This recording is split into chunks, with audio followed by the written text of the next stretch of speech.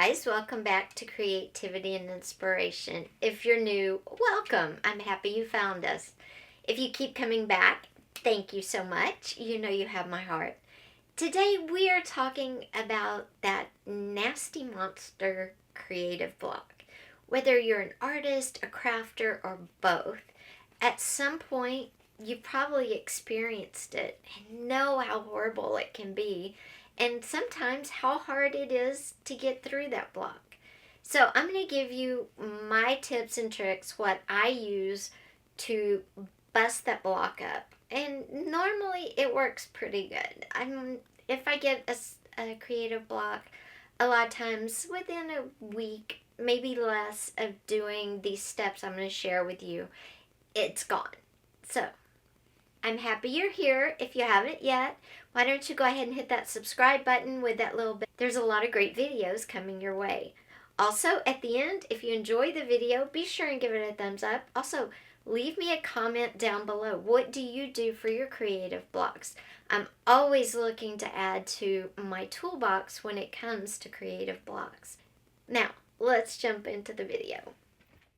Okay, guys, the first step, or the first part of my creative unblock process, is to set up a mood board. And the size, I would say 4 printer pages taped together on the back. That's about 16 and a half, 17 by 22.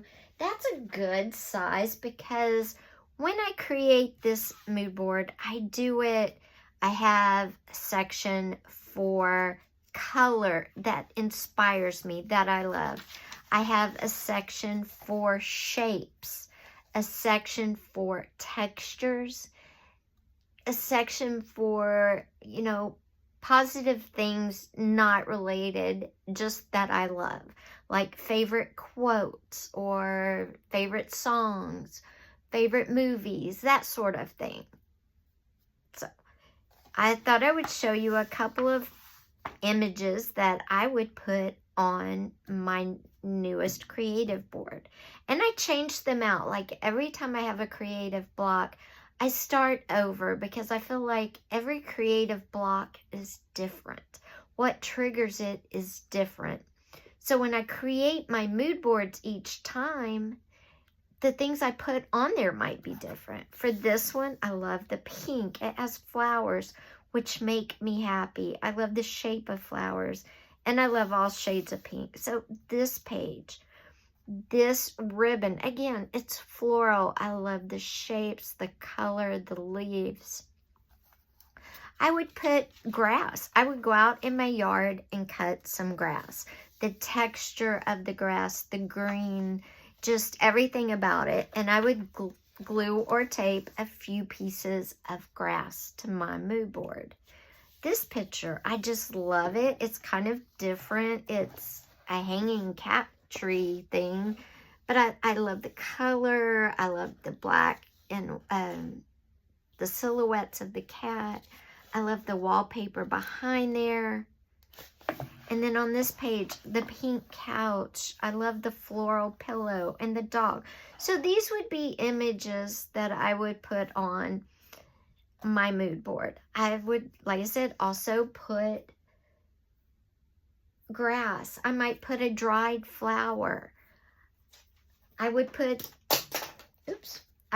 this quote, "Simply fly," with a little feather attached.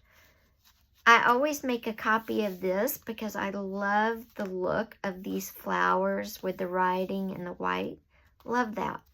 So that is something. I might put photographs of my 2 fur babies, Sam and Henry. I might put a picture of my favorite outfit that when I put it on, it makes me feel good. So these are all images, and they don't have to be flat. You could put like grass, you could put a dried flower, you could put fabric swatches, anything that you feel like you're in the mood that's going to make you happy. It could be, a taped cutout picture of the box of your favorite movie or your favorite snack. Whatever is bringing you joy in that moment needs to go on this mood board. And remember, your mood boards are going to change. So don't put it on an expensive board. Printer paper is fine. And at the biggest, I would do 4 sheets taped together. At the smallest, I would do 2, because you want enough on there that's going to help you break through this creative block. Okay, so the mood board is made. Where do you go from now? You've made it, and while yes, those things are making you happy, they're still not helping. That's because there are steps behind the mood board. Before the mood board will work, you need to do some steps. And that's where we're going next, to the steps. Okay, guys, so behind the mood board are my 5 steps to really activate the mood board. You can have the mood board and it may not help. You have to do these 5 steps behind the mood board to really activate and kick in that creative block, unblocking power. And the first step is to turn off the news. There is so much going on in our world, all over the world today. And as creatives, as artists, as crafters, we are sensitive to negativity. We are sensitive to unhappiness, pain, suffering. And there's so much of that in the world, and it can get overwhelming. It can get to be too much. So for a short time, turn off the news. Don't read it. Don't watch it. Just block it out. Even if it's just for a few days, just block it out and give yourself time to regenerate, time to heal. The second is to turn off social media. And I'm sure we've all disconnected from social media at some point. Just turn off from it. Instead of social media, read a book, color in a coloring book, go for a walk. If you want and you've been meaning to try to learn to knit or crochet, turn off social media and try that. Try something new. Because a lot of times on social media, you watch other creators that do what you do, and you start to feel their stuff is so good. Oh my gosh, and my stuff doesn't look like that, and my stuff is not up to that, and I'm older, or I'm at the same place in my career, and look how much more successful they are. You have to turn it off. You have to. Every single one of us is different. Every single one of us has different creative ways. I mean, we can all sit down and say we're going to create the exact same thing, and it's every one of them will look different, because we all create, we all see differently.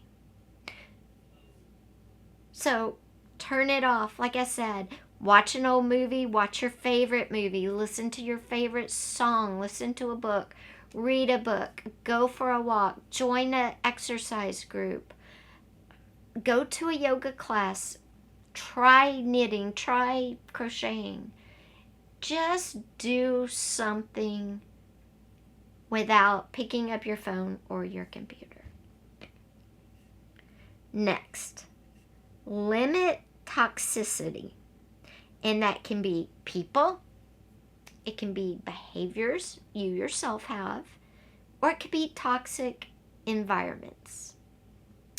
Maybe an environment would be work. Well, you can't limit that, right? So you have to go to there. But maybe a toxic environment is hanging out with certain friends.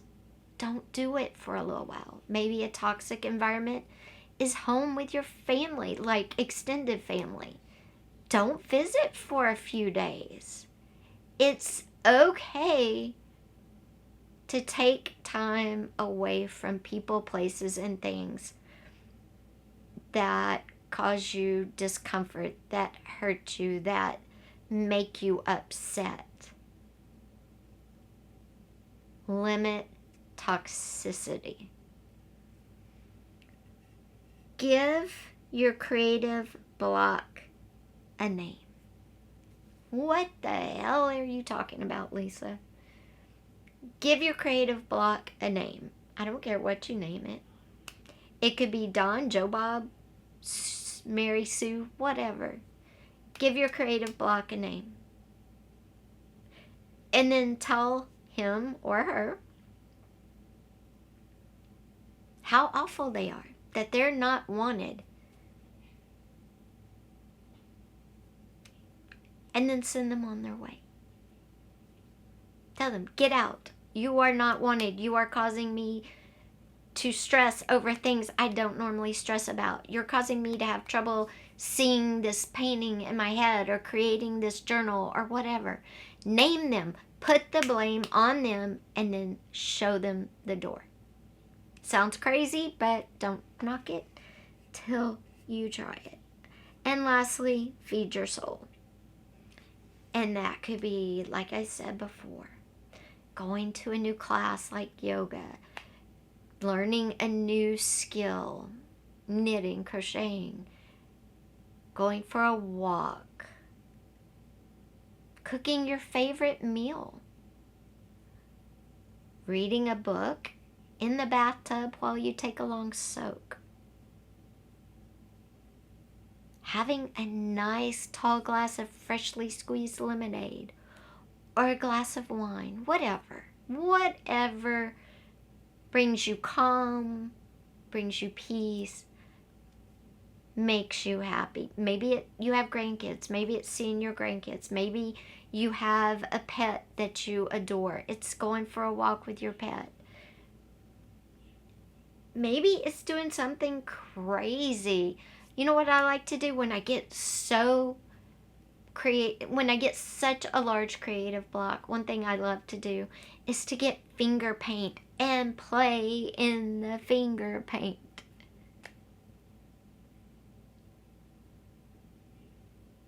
Learn a new skill.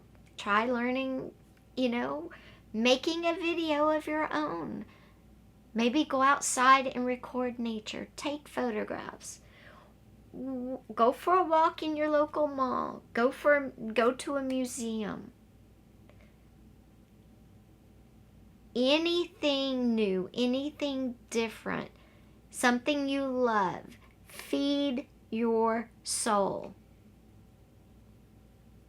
It's perfectly fine to do things for you that you love.